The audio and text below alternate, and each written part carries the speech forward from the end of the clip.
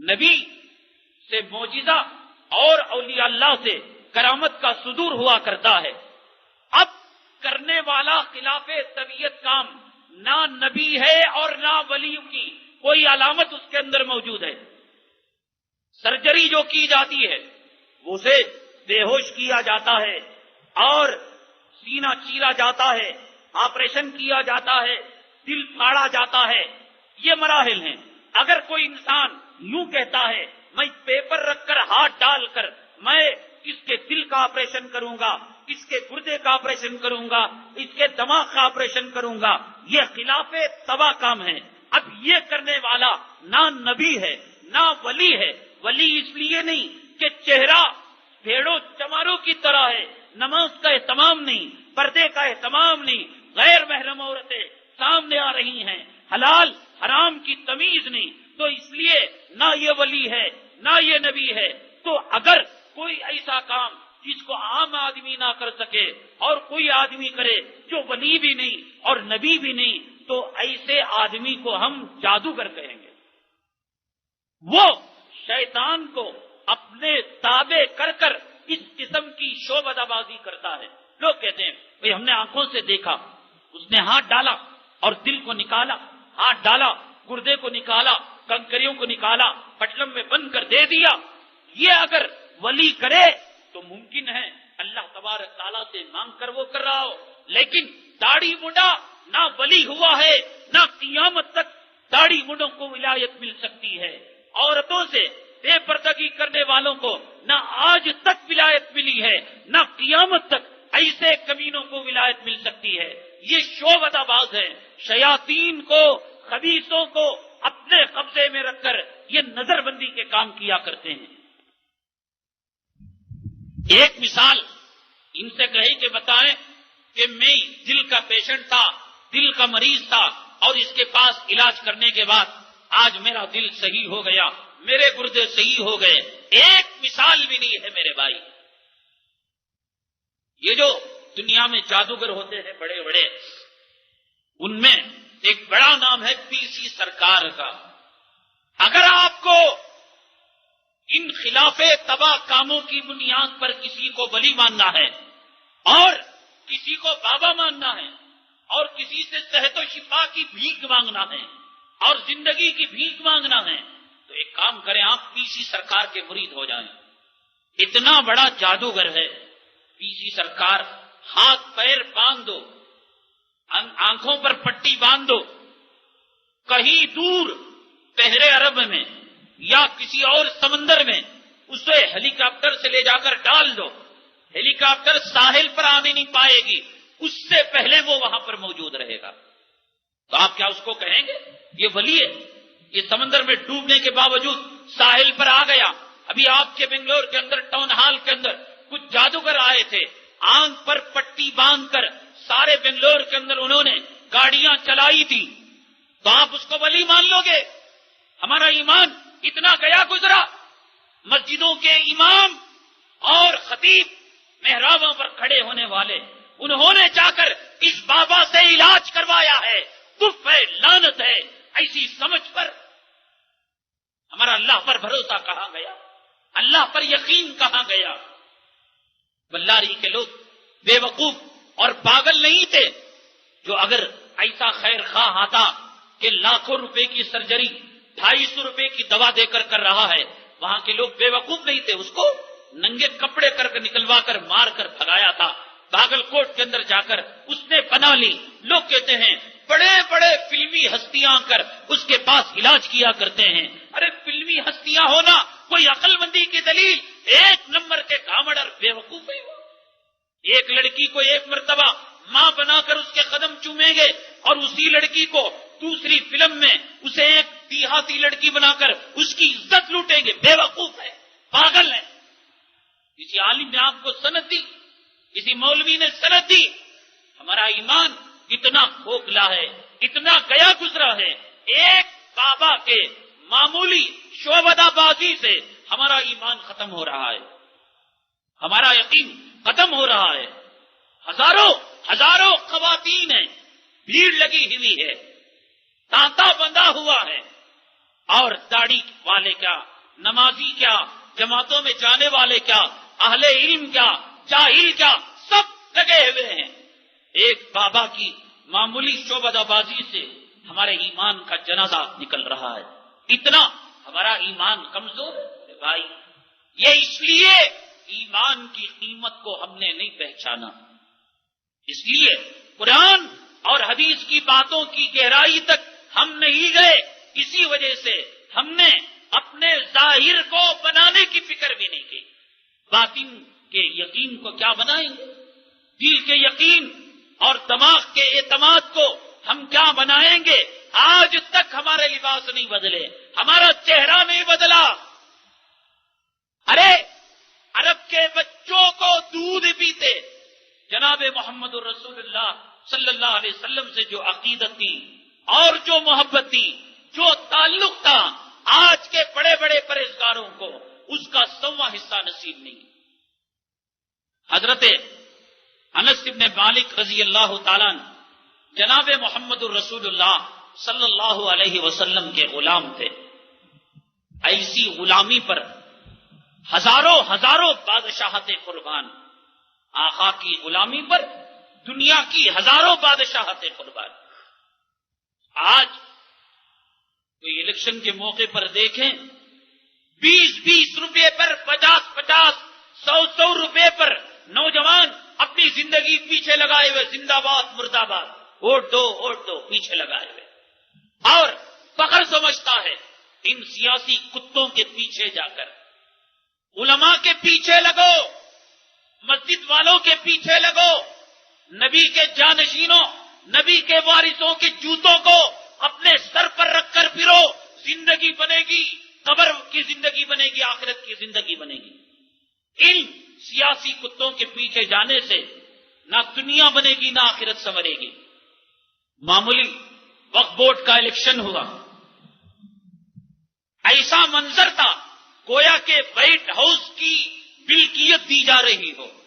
یہ لوگ یہ سمجھتے ہوں گے کہ وقف بورڈ کا عہدہ پانے کے بعد ان غریبوں کی، بیواؤں کی، یتیموں کی، مسکینوں کی، کروڑوں کی جو اوقاف ہے، ان کے نام ان میں خرد برد کریں، اپنی اولاد کو کچھ دے دیں، اپنے گھرانے والوں کو کچھ دے دیں۔ ایسے معلوم ہوتا تھا کہ کسی کونسلر کا الیکشن ہے، کسی دینی عہدے کا اور کسی اسلامی شعبے کا وقف بورڈ کا الیکشن نہیں۔ دھاندلیاں، ہر جگہ دھاندلیاں، ہر جگہ بے ایمانیاں۔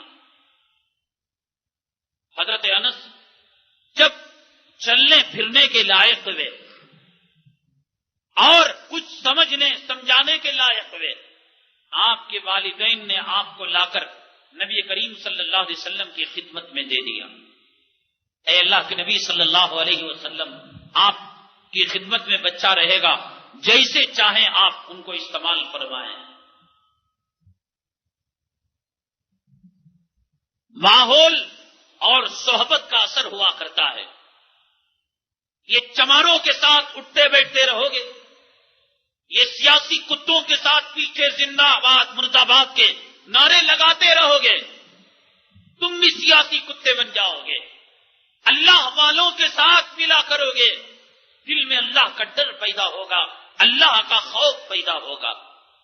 اپنی نظام زندگی میں مہینے میں 1 مرتبہ، 2 مرتبہ، 3 مرتبہ ایک ٹائم آپ بنائیں، میں فلاں بزرگ سے 2 گھنٹے جا کر ملاقات کروں گا۔ کچھ بھی نہ ہو، نہ آپ بولیں نہ وہ کچھ کہیں، آپ بیٹھ کر آ جائیں۔ آپ کو بولنا نہیں پڑتا، آنکھ سے سننا نہیں پڑتا، آنکھ کے جو قریب جاتا ہے روشنی بھی مل جاتی ہے اور حرارت بھی مل جاتی ہے۔ اللہ والوں کا جھوٹا مل جائے، اللہ والوں کی جوتوں کی جگہ مل جائے، بیٹھ کر آ جائیں، اپنے ایمان کی بیٹری کو چارج کریں۔ سنیما کے سامنے بیٹھے، ٹی وی کے سامنے بیٹھے، یہ پوری بیٹری ڈسچارج ہو جائے گی ایمان کی، اور قرآن اور حدیث کی کوئی بات سمجھ میں نہیں آئے گی۔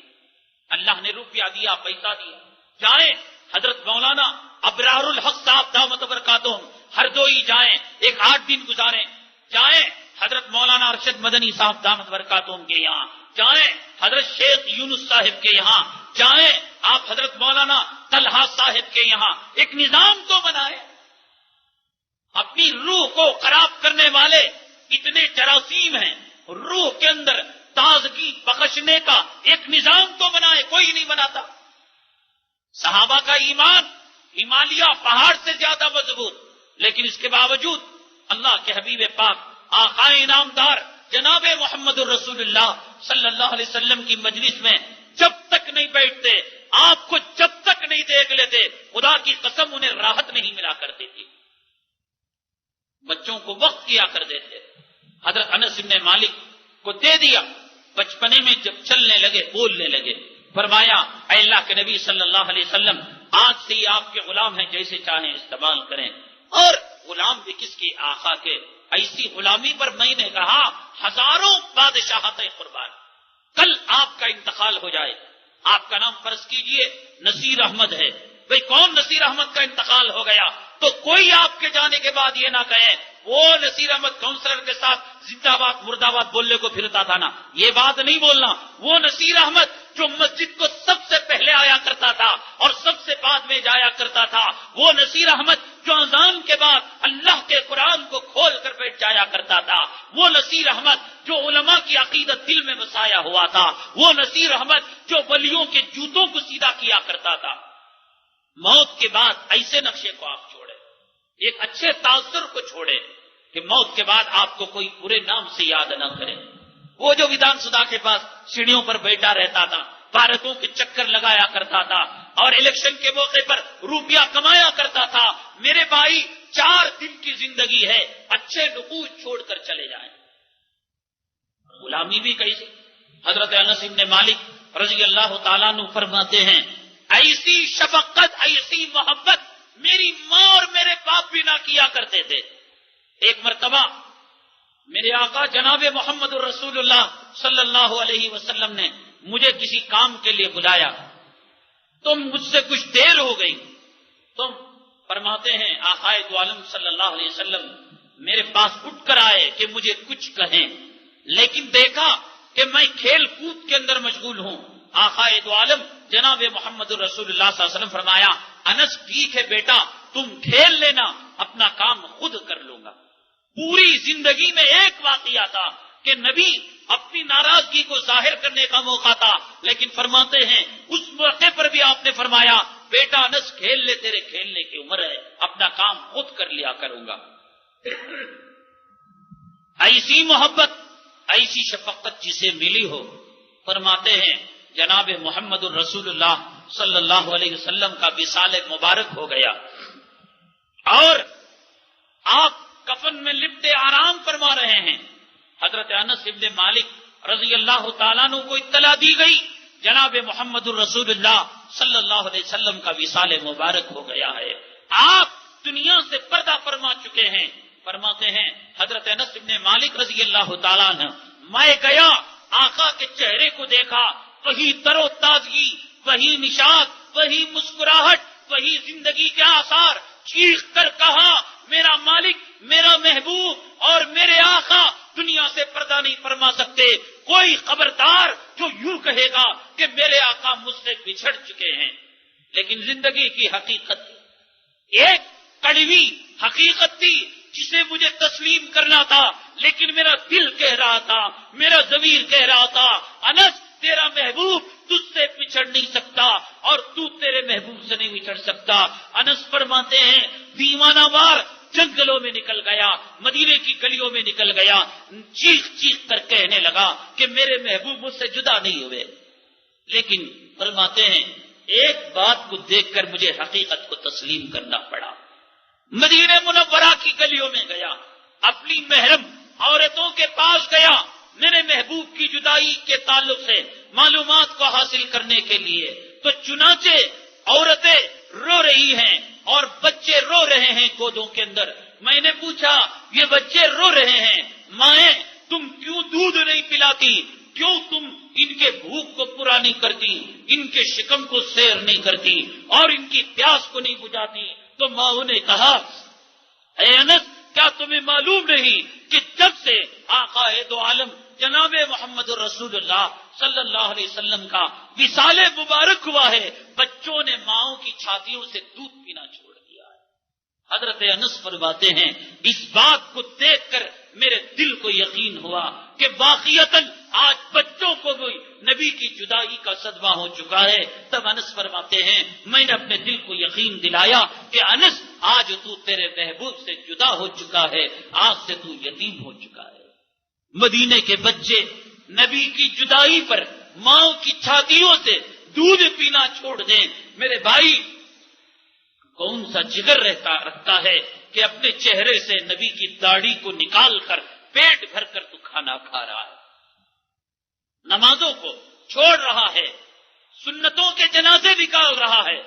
نبی کے چہرے کا دیدار نہ ہونے پر بچوں نے ماؤں سے دودھ پینا چھوڑ دیا، داڑیاں مڈا کر یہود و نصارہ کے لباس کو اپنا کر آج کیسے ہمت ہو رہی ہے سیر و تفریح کرنے کی اور خوشیاں منانے کی۔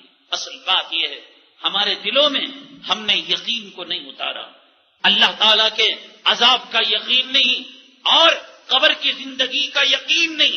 ہم یہ سمجھتے ہیں کہ جو کچھ ہے اسی دنیا کے اندر ہے، وَمَا الْحَيَاةُ الدُّنْيَا إِلَّا لَهْوٌ وَلَعِبٌ۔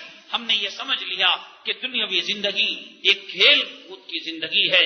قرآن نے کہا فَلَا تَغُرَّنَّكُمُ الْحَيَاةُ الدُّنْيَا وَلَا يَغُرَّنَّكُمْ بِاللَّهِ الْغُرُورُ۔ اے لوگو تمہیں دنیا کی زندگی دھوکے میں نہ ڈالے، اس زندگی میں دنیاوی زندگی سے دھوکے میں نہ آؤ کہ ہم نے نماز کو چھوڑا، ہم نے روزے کو چھوڑا، ہم نے داڑیاں مڈائی، ہم نے نبی کی نافرمانی کی۔ اللہ کی پکڑ نہیں آ رہی ہے، اللہ کی پکڑ آ جائے گی، کوئی کسی کے کام نہیں آئے گا، کوئی کسی کی مدد نہیں کرے گا۔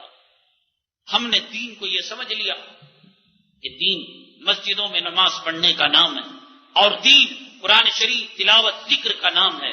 میں آپ کو تفصیل سے اگلی جمعہ انشاءاللہ بتاؤں گا کہ ہمارے معاملات، ہمارا اولاد کے ساتھ سلوک، کاروبار کے اندر معاملات، دنیاوی زندگی، بازار کی زندگی، ایک دوسرے کا لین دین جب تک اللہ کے بتائے ہوئے طریقے پر نہیں ہوگا، جناب محمد الرسول اللہ صلی اللہ علیہ وسلم کے بتائے ہوئے طریقے پر نہیں ہوگا، اگر ہماری دنیا غلط ہوگی تو ہمارا دین بھی درست نہیں ہو سکتا۔ ہمارے معاملات اگر خراب ہیں، اللہ کی قسم ہماری نمازیں، ہمارے سجدے بھی قبول نہیں۔ اس لیے جو لوگ اپنے آپ کو دیندار سمجھتے ہیں، نمازی سمجھتے ہیں، جنت کے راستے کے راہی اور مسافر سمجھتے ہیں، جب تک اپنے معاملات کو اور دنیاوی زندگی کو صاف نہیں کر لیتے، آخرت بھی نہیں سدھرنے کی۔